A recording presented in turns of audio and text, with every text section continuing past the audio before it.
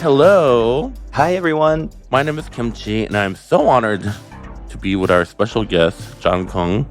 Wait, what? You're Oh. special to me, Oh. but I guess you're not a guest in this podcast. I mean, You are this podcast. I'm half of Half this of it at podcast. least. Half of it. Can you believe people write about this podcast? Can you believe people listen to us on a weekly No, basis? I cannot. I appreciate every one of you who do. I do. Honestly, I Absolutely. do too. Yeah. 'Cause We we love can you. barely stand each other. Whoa, really? I look forward to these times when I get to hear your voice and have a meaningful discussion with you. Stop gaslighting me. Stop it. What's the topic today? I'm very jittery today. I can't help You are it. very jittery. A little bit. Apparently, you can't stand me, so I'm like a all right, bunny. that was our podcast, everybody. Because apparently John Kung can barely stand me. No, I love you. You will not gaslight me with your sweet words. But anyways, let's get to.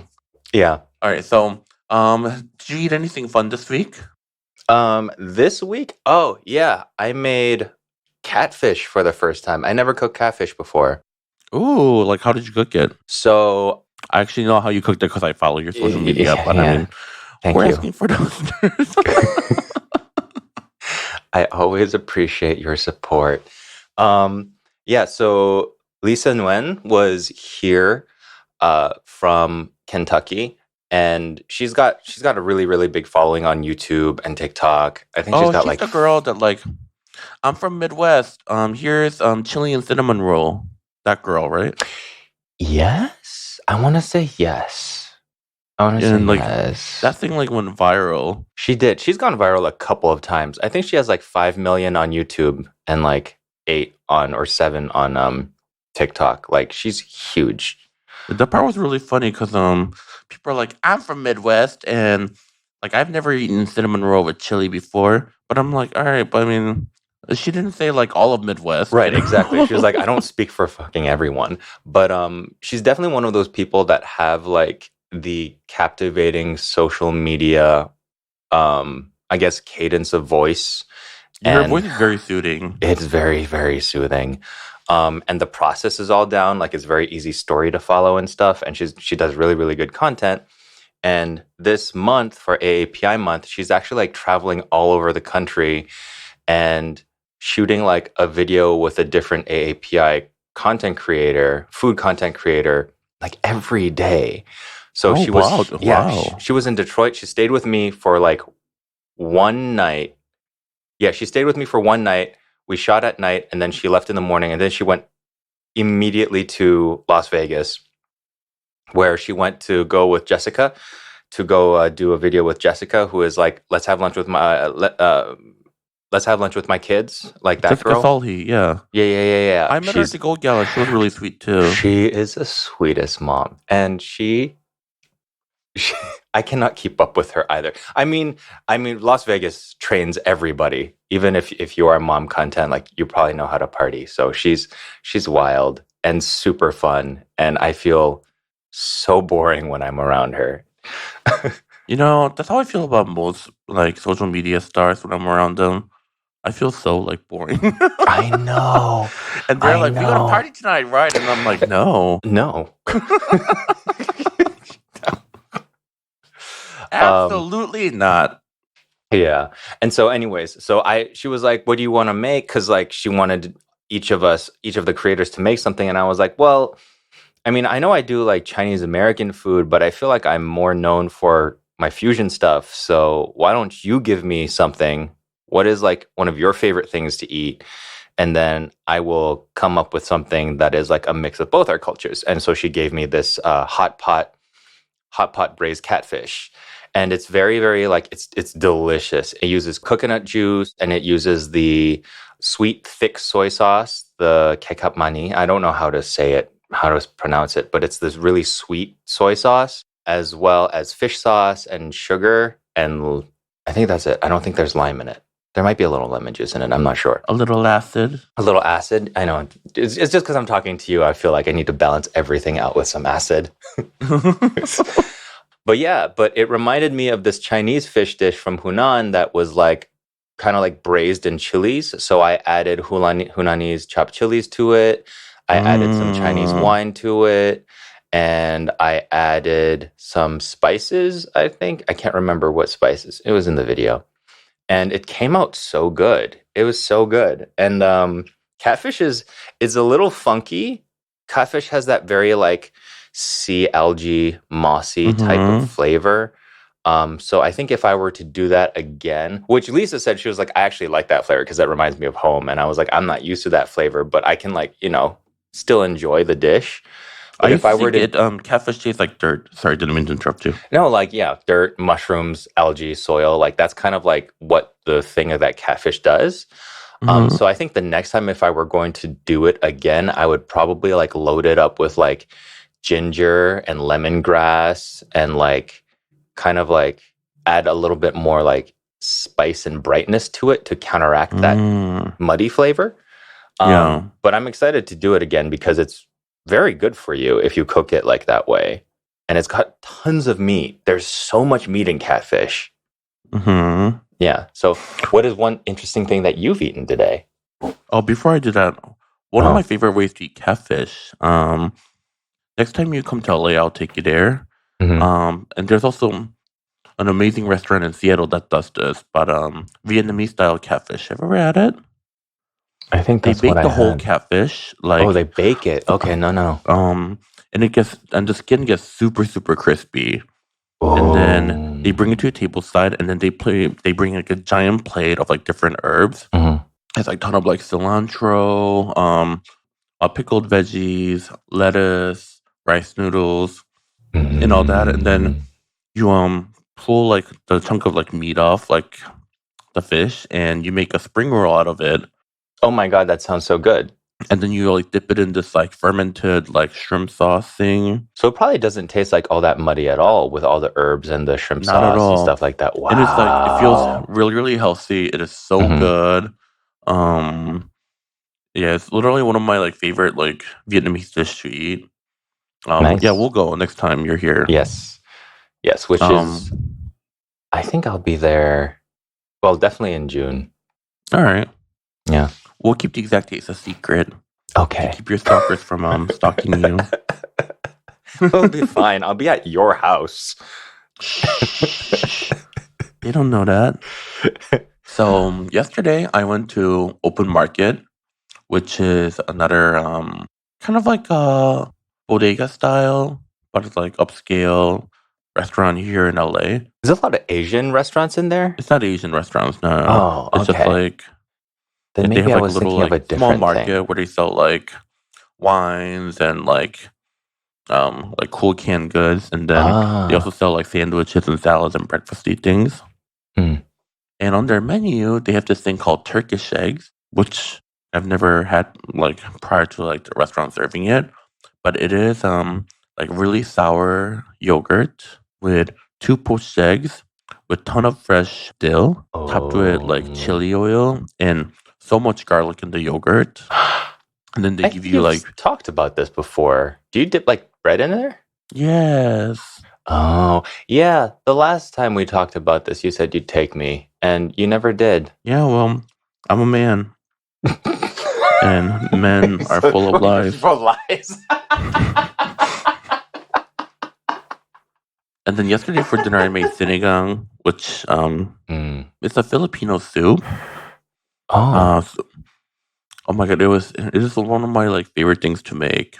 It's considered like one of like the best soups in the world because the broth is like seasoned with tamarind, so it's Mm. sour. Oh, And yummy. then you can make it with like pork ribs or pork belly or shrimp.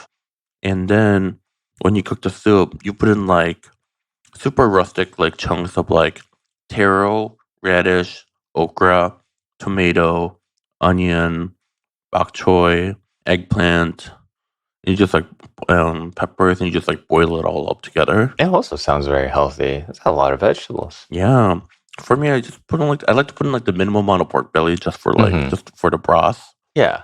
But then like the veggies are like where the dish truly shines. So after another run earlier this week, I made the ramen that you gave me, the one Hmm. that's like the bone broth ramen. Yeah. But like I Sulong also like Tangmian. yes, long tang, and but I was so hungry that like I needed more. I needed like to put like a meat element in there, and all I had was like a half-eaten rotisserie chicken carcass. So I Mm. boiled that first until it all fell off, and then I took all the meat off. And I took the bones off, and I used that to put it into the powder of the soup, and then I put the ramen in there. So I ate it with all that chicken and all that chicken bone broth and stuff. It was really, really good. What else did I put in there? Yeah. Kimchi, lots and lots of kimchi. You're a chef when your quick meal is like boiling a chicken till bone falls off to make Right. instant ramen.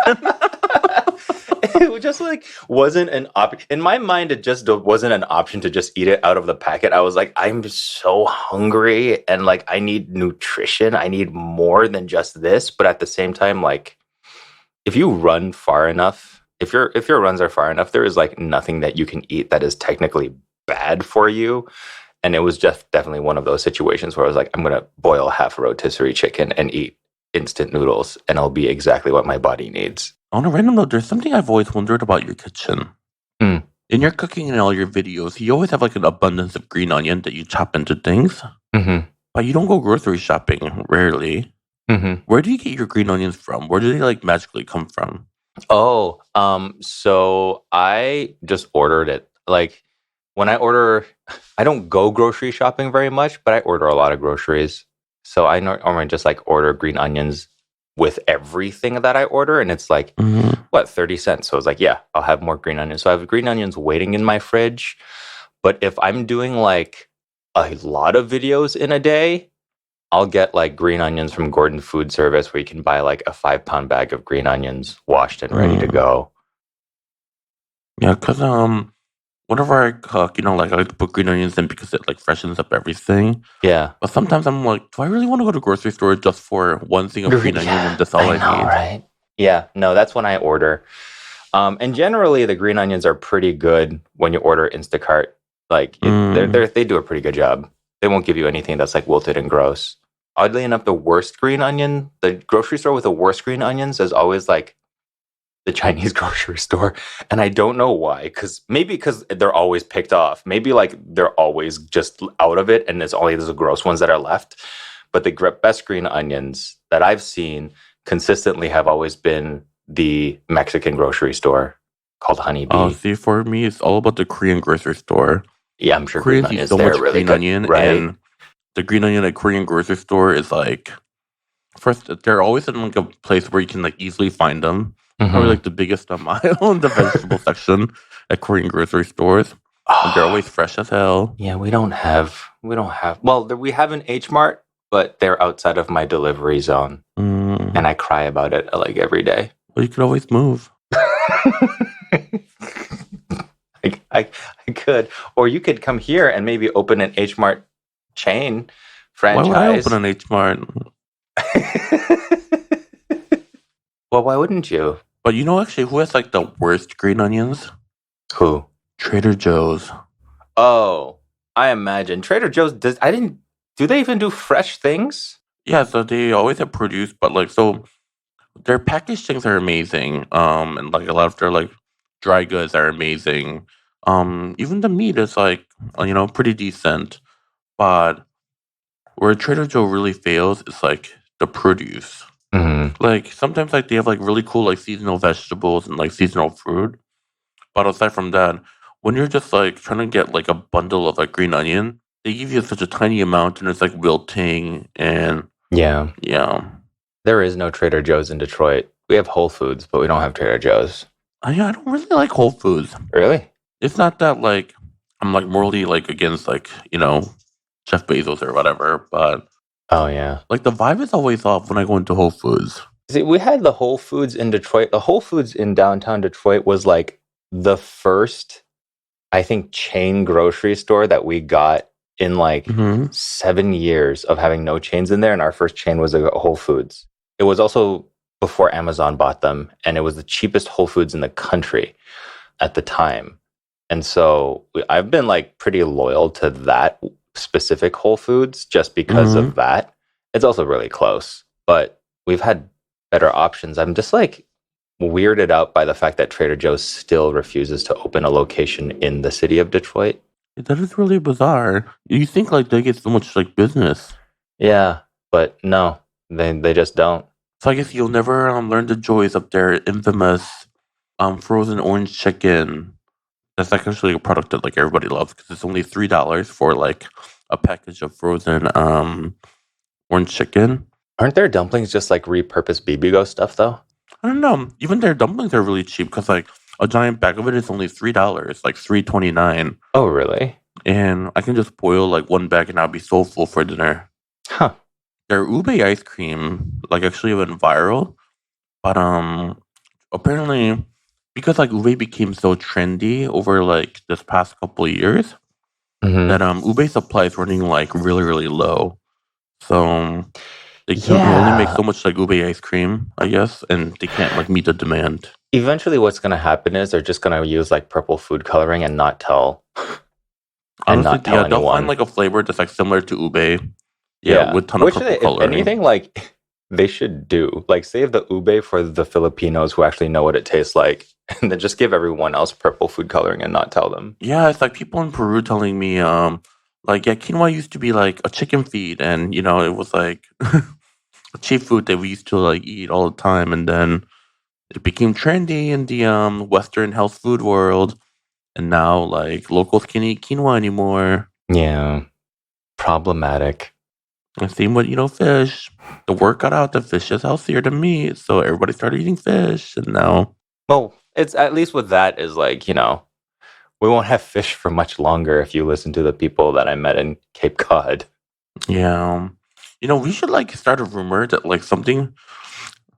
If there's like a dying like farming industry, we should just like spread a rumor that it's incredibly healthy, and then like make it go viral. That's pretty much it. That's all you have to do. You just have to like label something obscure as a superfood, Mm-hmm. and then like suburban Americans will just go crazy about it because it's like here's the thing with like Americans in general. We can't just like something.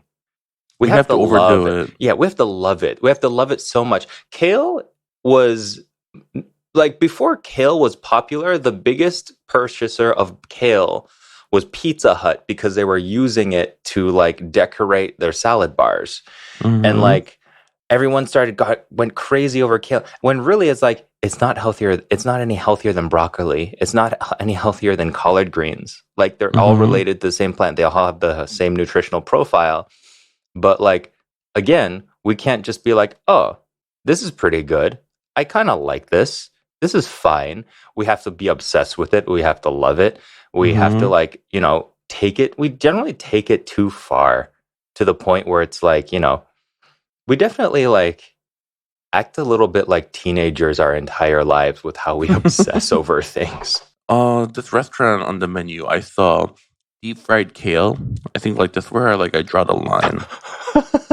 If I mean like I like kale, but also if you're going out of way to eat something deep fried, like Eat a chip, eat a chip. Honestly, like have some fries. eat mozzarella sticks. You're Exactly. already Yeah. eating something fried. Like it's not gonna be good for you just because you're eating deep fried kale. It's not gonna be somewhat like healthier or better. No. Well, Go off. Oh, well, is there a struggling industry that we can start a rumor about? I mean, if it's struggling, then I probably haven't. Like, I don't really. You don't even care. I don't know. I probably can't think of one off the top of my head. Can you let me finish, please? Thank you. I can't think of anything. All right. Also, have you started watching American Born Chinese? Not yet. How is it? Is it good? I like that. I started. Obviously, like all the actors are great, and Hmm. Is it a show or a movie? it's a show. But Okay. each episode is only like 30 to 40 minutes long, so it's not like Oh, that's so good. I miss TV shows that are only 30 minutes long.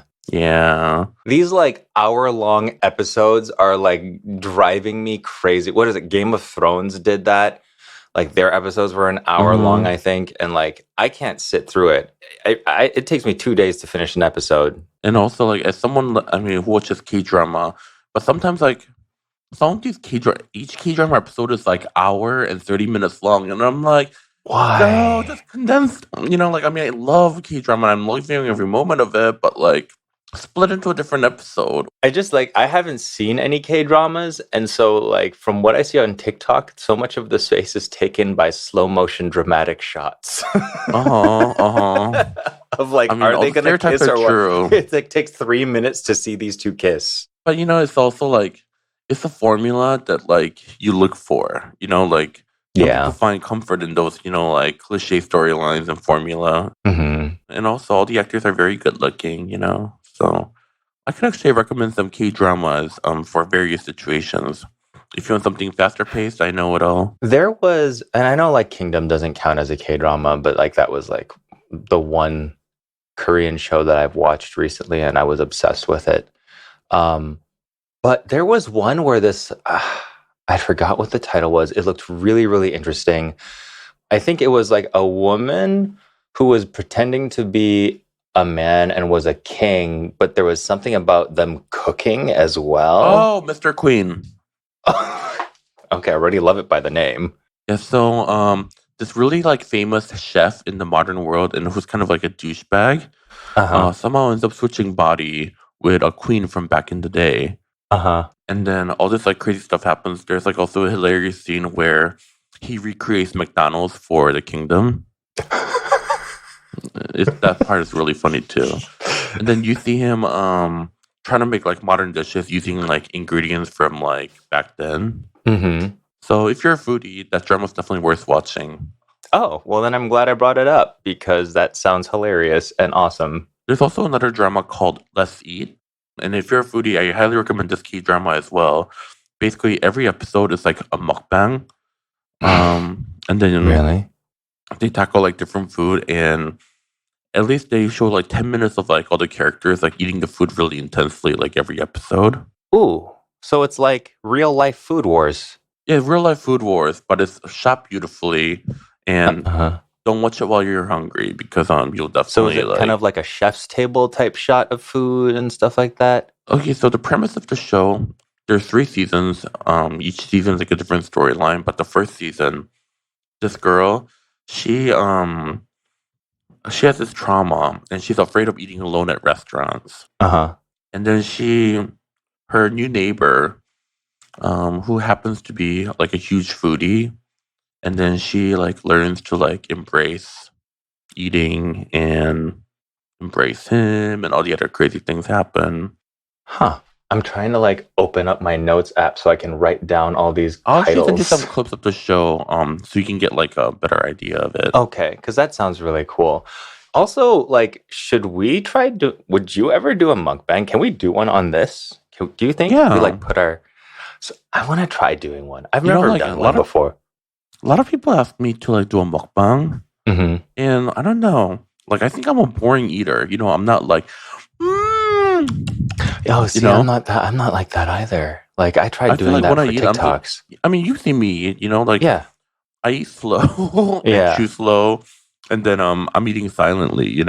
That's kind of like me as well. But like is it the reactions that people look for in a mukbang, or is it like just kind of like people eating together? Do they play it's not, it's I don't know. silent though, huh? I've seen. I think there's like mukbang for everybody. Like this one guy, what's his name? Like Zach Choi or something. Mhm. He never talks and he just like silently eats. And then of Mhm. course there's like people like eating like a 20 burgers from McDonald's. See, I'm not In going to do like that. There's no way. mm, I would yeah. I would hurt For myself. me, like eating is not about eating like a large amount of things. For Yeah. me, it's about like enjoying a flavor of certain things and various textures. Like Yeah. I want to eat to enjoy. I don't just want to like eat to like eat a lot of something. I think I'm just trying to justify us eating on our podcast and I being mean, yeah, like, let's do. You know what? We could do a test mukbang. we could. We'll just label it a mukbang episode so people aren't like who don't want to listen to sounds of eating aren't like weirded out by like, "Ew, why are they slurping and chewing noodles while they are talking to each other. But some people love that, Because we always schedule these during my lunchtime, and it's Um, rough. yeah, I'm getting food after this too. So, What are you having for lunch? What are you getting? I'm meeting friends for lunch. They made a reservation somewhere, but I don't know where. Do you find like when you're friends, and I'm not saying like these friends in particular because I don't know, I truly don't know who you're eating with, but like when someone, what, how do I say this like nicely? You definitely like have friends where you're like they make reservations somewhere, and like just based off of experience and like their taste, you're going strictly just to hang out and not based on whether or not you think the food is good. Have you ever eaten before dinner pretty much? Absolutely not, because then I wouldn't be friends with those people. And I mean, also, these what? friends that I'm meeting for lunch are like Mm-hmm. my foodie friends. Wait, So I completely trust their taste, and they've never steered me wrong. am I a foodie And friend? yeah, Okay. Okay, good. but Just making most sure. of the time, people ask me for restaurant recommendations. Yeah, well, I understand why. Because But then it kind of gets out of hand because then the fans would be like, "Hey, I'm going to like Saginaw tomorrow. Do you have any restaurant recommendations?" And I'm like, I'm I don't live in Saginaw, first of I all. actually get DMs where it's like, hey, I'm going to like Boston. Do you know any place good to eat? It's like, I've never actually hung out in Boston before, At least ask me especially about not like a like major that. city, like yeah, I understand, because I've Right. been to major cities. But if you ask me about like a restaurant recommendation in like a small town in the middle of like nowhere, like I don't know how I'm gonna help you. What are you saying? Saginaw is not like a hip and happening place? Well, I just picked Saginaw because I don't know why that's the first thing that came into my head. Yeah. Okay. Well, on that note, we're going to take a break and we will be right back.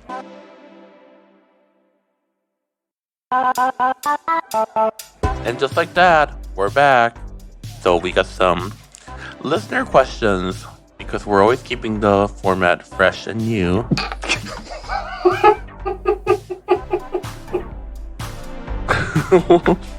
And if you have any questions, feel free to go to our Instagram, One for the Table, which is number 1 for the table on Instagram.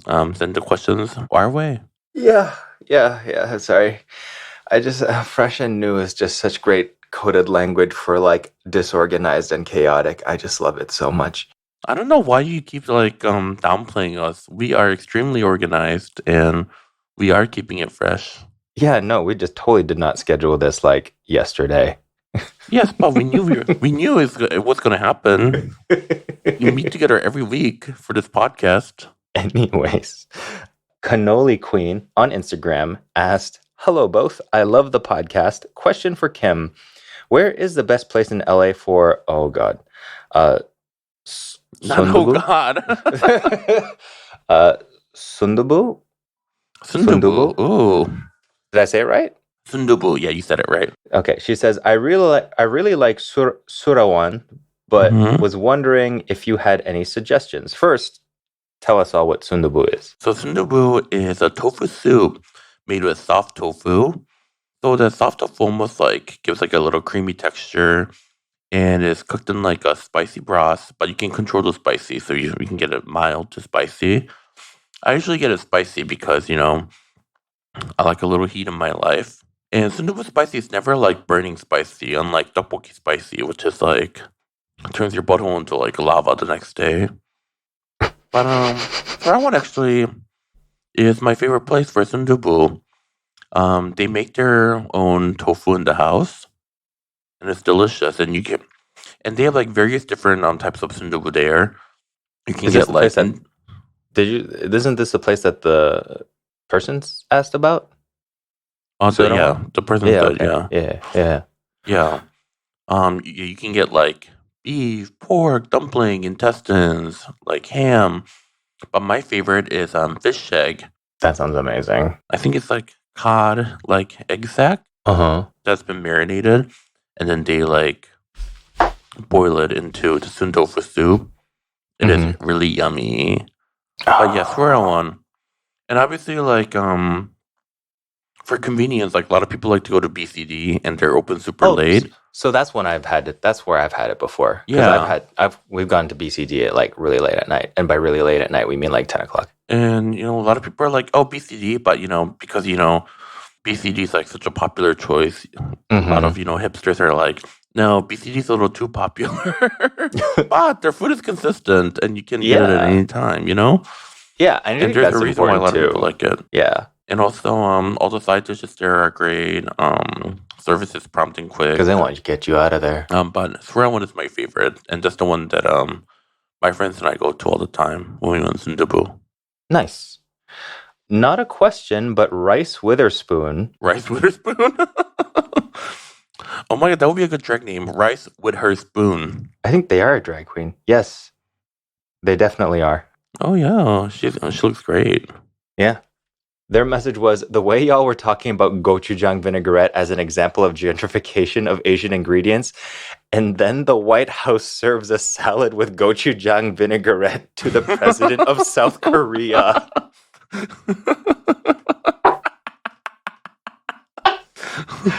No. Oh my god, that's so funny. And then they said like this was on their menu. Source: crab cakes, gochujang, and Irish poetry. Biden state dinner with South Korea. Oh no. Oh, here That we is go. so This is what funny. they actually ate. Maryland crab cake was accompanied by cabbage, fennel, and cucumber slaw in a gochujang vinaigrette. Ah, of course. Damn. Braised short ribs and ginger snap cookie and a doenjang Doenjang. caramel. Doenjang Doenjang caramel. caramel. Okay. That sounds good, and I'm sure it tasted delicious. Mm-hmm. Personally, for me, like if I was going all the way to America, I personally want to taste American food. That's me too, right? Like, It's like the equivalent of like when drag queens from out of town will come into Chicago. yeah, They will perform like songs from Chicago the musical. They're like, "Oh, the audience is gonna love this," and I'm like, no, "No." Like no, Queens do that all the time. right. Or like when Queens like visit another city and then they wear like that town's like sports jersey, like to the meet and Mm-hmm. greet. Oh, like the locals are gonna love. It's like we see it all the time. Like you're not doing anything special. Like for you, it's special because you're doing something like novelty that you're Right, in a place where you're visiting, but it's not special to the people who've seen it all their life.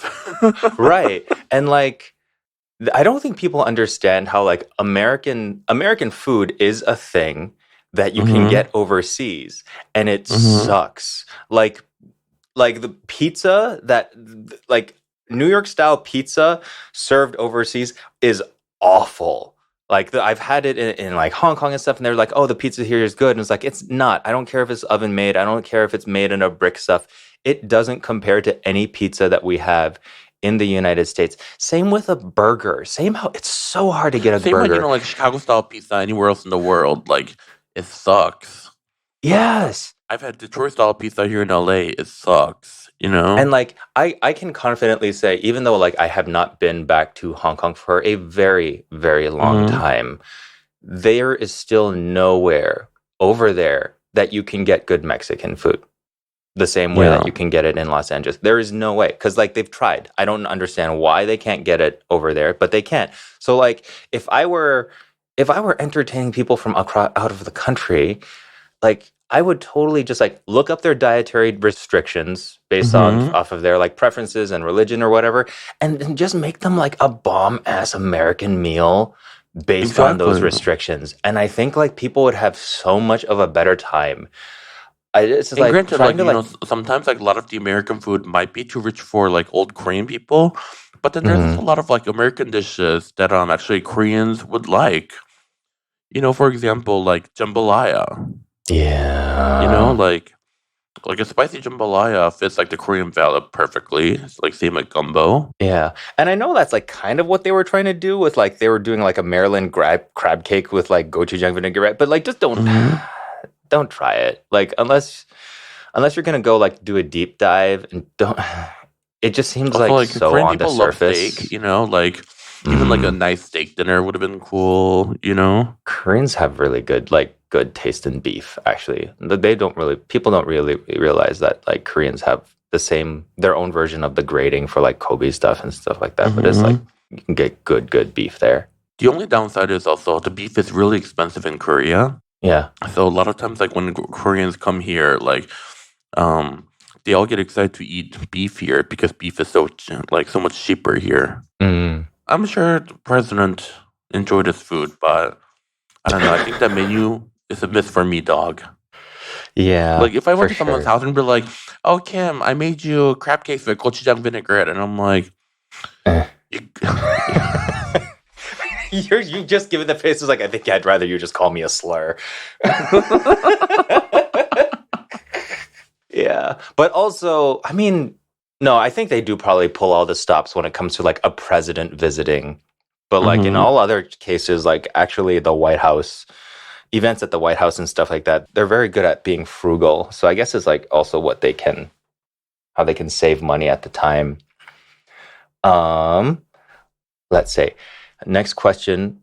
Chorito K on Instagram says the Black Forager episode was the funniest one so Okay, far. wait. Made me laugh. All these like names sound like drag names. Isn't it like all drag queens submitting questions? I don't know. This would count as private.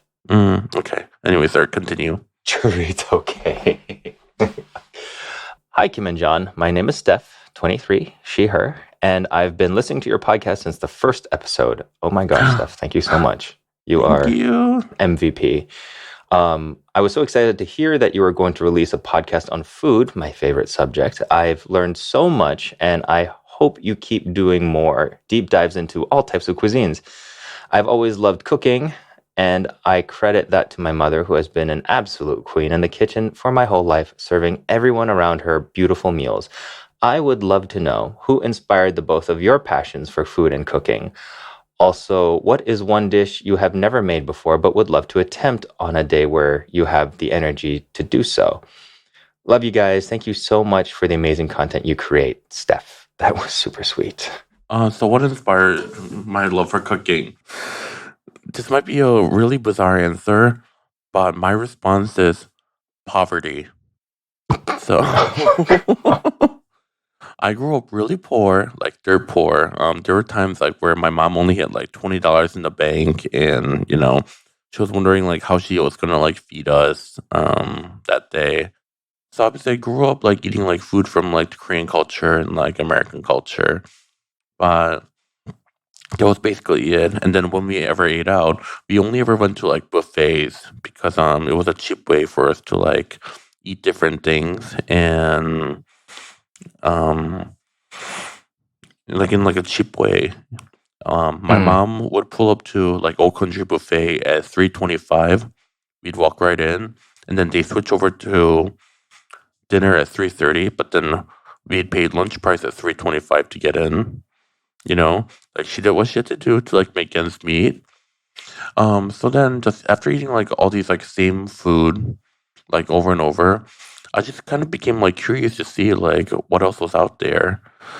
And like I remember the day when I first discovered Indian food and Ethiopian food in the mm, town I grew up in. Like my mind just went like it's like, oh, the Indian rice is like so different from like any rice I've tasted before. It's like not sticky at all, so fragrant, and yet goes so well with all the different curry sauce. Um, the Ethiopian injera is like the pancake had this like sour texture that like I've never like encountered before. And then I kind of became curious about like what are flavors that were out there. So then I purposely like seek out like various ethnic cuisine, and I would like when I moved to Chicago, especially, like I'll make my way out of, or I'll like go out of my way to like try all these like different food myself, and then I soon fell in love with the world of like food and cuisine, and a lot of times like I come home and try to like recreate like the flavors that I've tried at these various restaurants and places, and I think mm. that's how I became the person I am today. I had like pretty much the opposite childhood. Mhm. I grew up in a really privileged home, and I had access to like a lot of different kinds of food. Mostly, well, it was 99% Chinese food, but it was like good Chinese food. Mm-hmm. And so like I've always had the experiences and access and background of taste, knowing what like good Cantonese food tasted like, and having that as a basis for my like, I guess when it came time to rediscover how to cook Chinese food for myself, I always had that in my memory. I was like, oh, I remember what this tastes like, and therefore I'm going to try to recreate it. Well, I had a really good version of whatever it is I tried to recreate. So I had that to build off of. But I think like what really just sparked my passion for cooking was like the reactions I would get from people that I would cook for. And I was like, I love to cook, I love to eat and stuff, but like the satisfaction that I get from it comes from like making other people happy and like satisfying other people, and like it's that part of cooking that is like why I do it. I do miss it a lot, being able to like Mm-hmm. watch people eat my food and like have good reactions to my food. But like I feel like what I do now, um, it gives me more opportunity to do that for more people in a way. So yeah, I've always had access to really good food, but like my real passion for it came from actually like making it for other people. Mm. Also, personally for me, one of my also memories of like cooking with other people, I realized when it was so much fun, senior year in high school. Mm. So I was the yearbook editor for my high school's yearbook, and we'd have deadlines. I think like 4 or 5 times a year, and you have to submit like certain pages of the yearbook like to the press. That's just like how it's done. Hmm. And every deadline, we'd have to like stay school until like everything was complete and sent. And our yearbook teacher, Mrs. Main, Gail Main, I love you, I miss you. She was almost like my mother figure my senior year in high school, because then sometimes on work lunchtime, I'd work on like yearbook together, and then she'd like take me out and we go get like a salad or like some like fun meal like a nearby school. And our school had like a closed campus policy, so I felt like a badass being able to leave school to get like RB salad with her. And then every deadline, she threw like a little like food party for us. So then one time she had like a panini party where she had like all different types of bread, all different types of cheese, all different cuts of meat, and then we'd like make my own paninis. And one time she threw like a nacho party for us. And with all the rest of the yearbook staff, like we'd have so much fun just like making different food and like eating and working on like yearbook together. That sounds so much And fun. yeah, then this one made high school like tolerable. Yeah, I don't really have much memories about high school.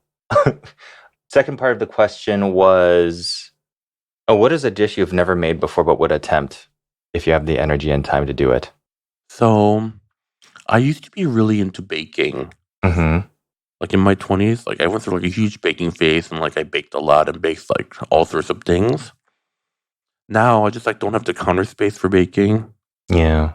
nor energy, Yeah. nor like a body to handle like all the baked goods. Because once you start baking, you see how much like sugar and flour Oh like that God, goes into yeah. things. Like you don't want to eat it. Right. From back then, one of my biggest failure was making my own sourdough. Like, have you ever baked a sourdough? I've never done it. No. Where you're trying to like where you're trying to like have your own like bacteria. Yeah, Or yeah, is it yeah, yeah. do you With the call it starter and bacteria? stuff like Yeah. that. Yeah, yeah. Yeah. I've And for never some done reason, it. like my starter would just like not start, even after like feeding it and like doing all the things. Yeah. Would you say it was a non-starter? Oh, yeah. I would say the starter didn't rise to the occasion. Ooh. Okay, that's enough. This hurts. Yeah, I didn't loaf it. No, we can't do this. We can't. This Anyways, that can't was be like part a of what we do. slice of my life back then. That was a little half baked. But Okay, anyways, okay. if I had time and energy, I would like to restart trying to like make my own sourdough again. But I do not have the time nor energy. Yeah. Way back when I started TikTok, I did a series where I was making food that was inspired by the different nations from Avatar. And I did Earth Kingdom, Fire Kingdom, and Water Kingdom dishes. And I never finished that series. I still... And the thing is, of course, like, it was going to be an airbender one. And it was a baking one, actually, which is probably why I never really got around to it. Because the first one was like, oh, I made fire flakes from Fire Kingdom. I made like a Water Kingdom's Water Nation soup, and then I did big boulder lion's head meatballs for Earth Kingdom. And I was going to make an airbender pie, and it was actually a really good idea. It was going to be a lychee meringue pie, which sounds so good. Pie is actually like one of the easiest things to make if you have a food processor. If you have a food processor, yes. I kept messing up like the quantities to make a good like lychee curd, like, you know, the lemon curd that you make in a lemon meringue pie. I couldn't get the measurements down to make a good one with lychee, and it was so frustrating because I would make this, and then the pie crust would be fine, but then the curd would be so it would just, and I just gave up. But I want to make a lychee meringue pie again. I will eventually get around to it. No one will understand why I did it, but yeah, that's the one thing. I mean, you could tell the story like, oh, this is like a part of my project that I never completed in your little John Kong voice. Little. But baking is science. Baking is not easy. Yeah, I You know what it I've always is. wondered though? Do you know people with like a flour drawer? Yes. Like this one content creator that I follow and I love, her name is like Cooking with Shireen. Oh yeah. And in her video, she has like a kitchen island. And then in one of the drawer, like she pulls out and it's just flour. Yeah, she bakes a lot. How much flour does she go through to actually have like a drawer full of flour? She probably like makes pasta, bakes bread, and like makes and bakes. So like, you know, also she might just have it because she has a kitchen. She is a lady with a kitchen that like, that kitchen is so nice where it's like I would love to have like half the things that she has in her. Her and Pasta Queen have gorgeous kitchens. Yeah. It's always been my dream to like live in a house with an island. I've always wanted the fantasy of like being able to like cook on an island or like eat breakfast like on the island on a stool. I have an island. For me, I want to have it. It's not that I haven't been to a place with an island. Oh, that's right. Okay, that's.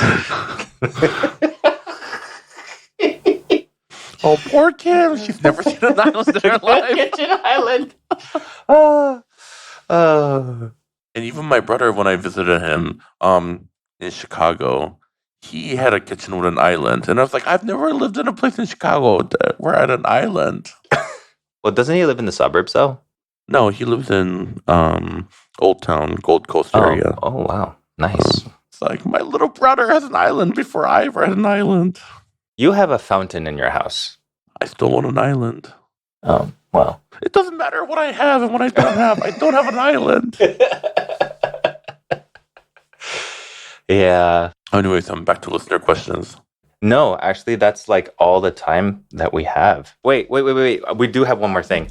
So my book is officially out for pre-order. It's called Kung Food by John Kung. And so if you can pre-order it on all like, I'll have by the time I talk about this, I'll have like links in my bio, but I would totally appreciate it if you guys would pre-order the book. Come with us on this journey. Actually, can I put the link in the bio of our page too? I'm going to do that.